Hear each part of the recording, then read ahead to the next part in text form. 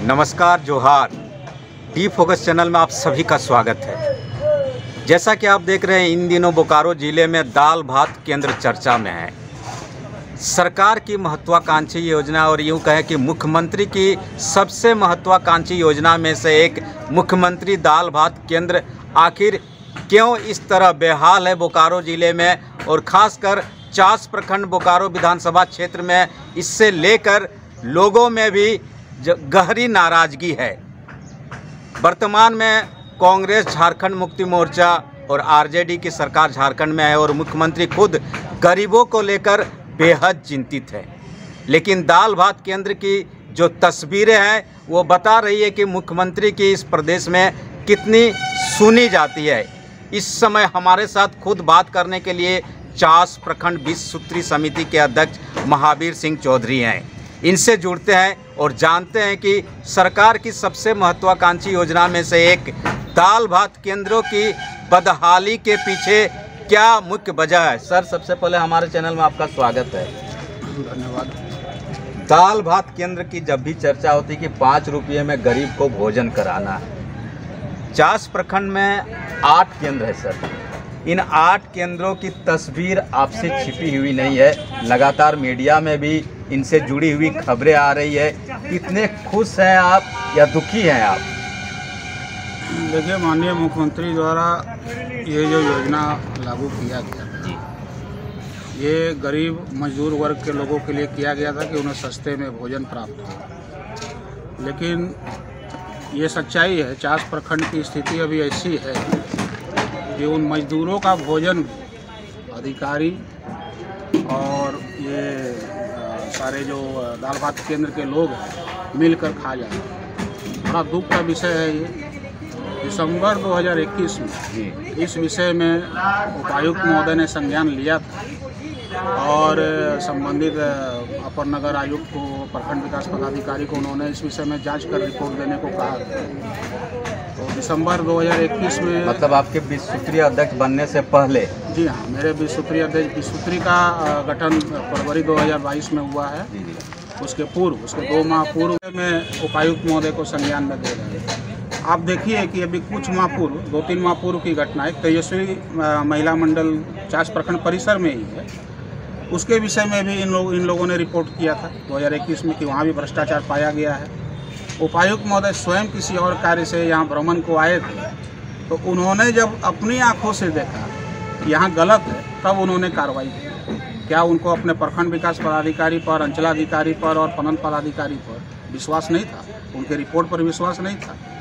अगर विश्वास रहता तो 8 पर कार्रवाई उसी वक्त वो कर दिए रहते, तो आज ये भ्रष्टाचार चरम सीमा पर नहीं रहता। इसमें शर्तिया उपायुक्त महोदय का पूरा दोष है।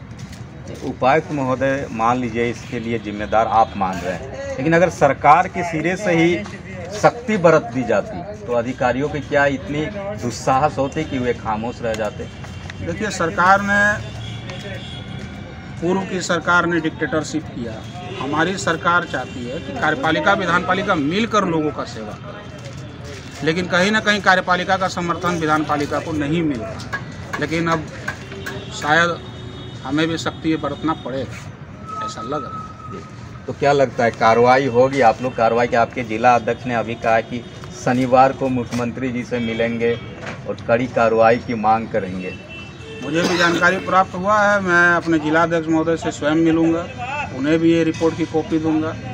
यहाँ तो अधिकारी की बात अधिकारी नहीं सुन रहे हैं, इस विषय को भी आप मुख्यमंत्री के पास रखें। और हम स्वयं भी इस विषय में अपने खाद्य आपूर्ति मंत्री से मिलेंगे कि आप जिस सोच के साथ गरीब की सेवा करना चाह रहे हैं, ज़मीनी स्तर पर वो सेवा हो नहीं रहा। ज़मीनी स्तर पर वो सेवा अधिकारी और भ्रष्टाचारी मिल के स्वयं के लिए करते। दाल भात केंद्रों का हम लोगों ने कई केंद्रों का जायजा लिया। न दाल रहता है सर, न सोयाबीन बड़ी है, न चना है।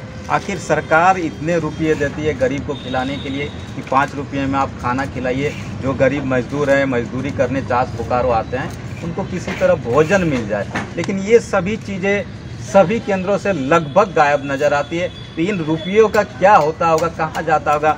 नहीं लग रहा है कि आपको पूरे के पूरे जो राशि है वो हड़प ली जा रही है, डकार ली जा रही है इन लोगों को? प्रखंड विकास पदाधिकारी, अंचलाधिकारी, पणन पदाधिकारी एवं अपर नगर आयुक्त के द्वारा संयुक्त जांच करते हुए इन्होंने रिपोर्ट उपायुक्त महोदय को सौंपा था। पूरे के पूरे 8 केंद्र को लेकर भ्रष्टाचार स्पष्ट तरीके से इन लोगों ने पाया था।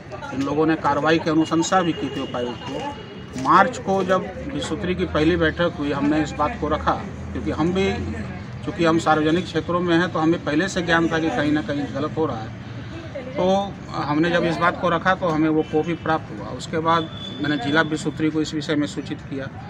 जिला विसूत्री के सदस्य माननीय अजीत सिंह चौधरी जी ने उपायुक्त महोदय से कहा कि जब आपके पास रिपोर्ट है, आपने स्वयं जांच कराया और आपके अधिकारियों के द्वारा आपको रिपोर्ट मिला, अभी तक कार्रवाई क्यों नहीं हुआ?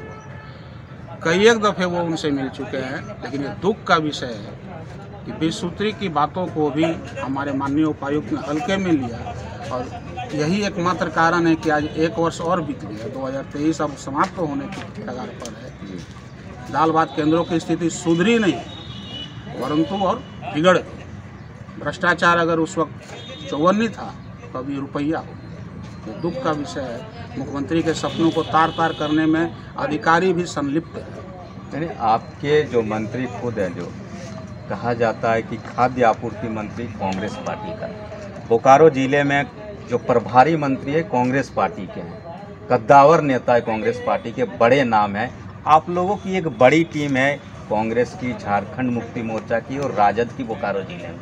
हाँ, ये जरूर है कि आप 50 प्रखंड विसूत्री समिति के अध्यक्ष हैं, आप जगह जगह जाते हैं, लेकिन बाकी लोग आखिर क्यों खामोश हो जाते हैं इस तरह के भ्रष्टाचार को देखते हुए भी? सर देखिए, सबसे पहले तो हमारा राज्य, हमारा देश जिन पिलरों को खड़ा है उसमें कार्यपालिका, विधानपालिका बहुत महत्वपूर्ण भूमिका में है।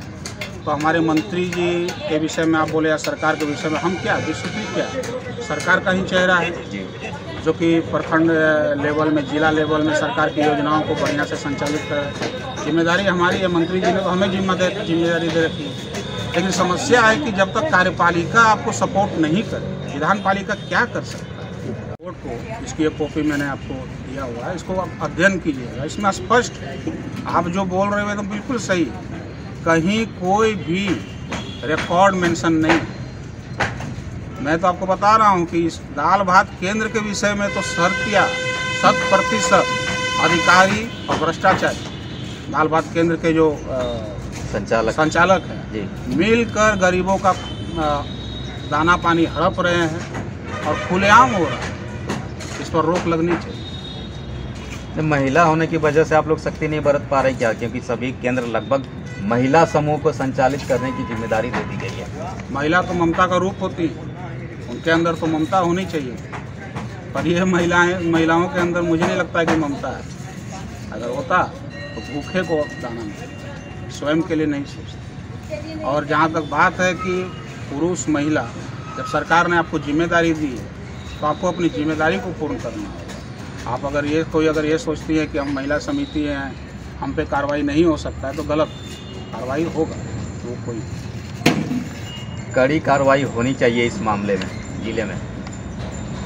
अधिकारियों से तो निराश हूँ, ये लोग तो नहीं करेंगे।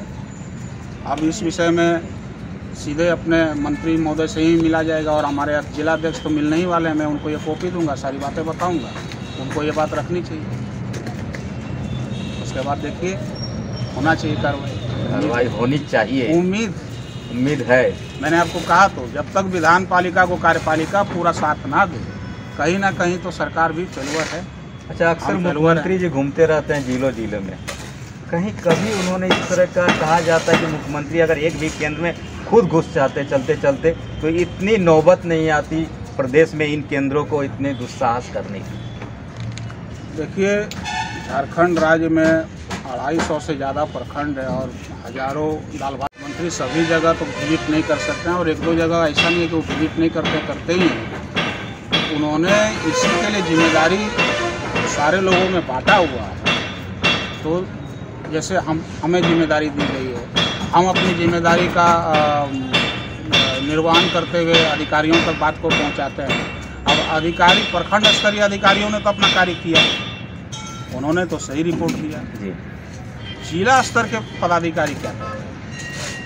जिला स्तर के पदाधिकारी खासकर दुख के साथ कहना पड़ रहा है। उपायुक्त महोदय ने एक पर कार्रवाई तो कर भी दी। उपायुक्त महोदय ने जब स्वयं देखा तब कार्रवाई किया। मैं तो बोल रहा हूँ आपको, तेजस्विनी महिला मंडल जी, लेकिन क्या उपायुक्त महोदय को अपने निचले अधिकारियों पर विश्वास नहीं था? दिसंबर 2021 का रिपोर्ट जिसे बिसूत्री ने 2022 में भी उठाया, 2023 में भी उठाया, क्यों नहीं कार्रवाई कर रहे हैं अपने अधिकारियों की रिपोर्ट पर? वो स्वयं देखेंगे तब करेंगे, ये गलत।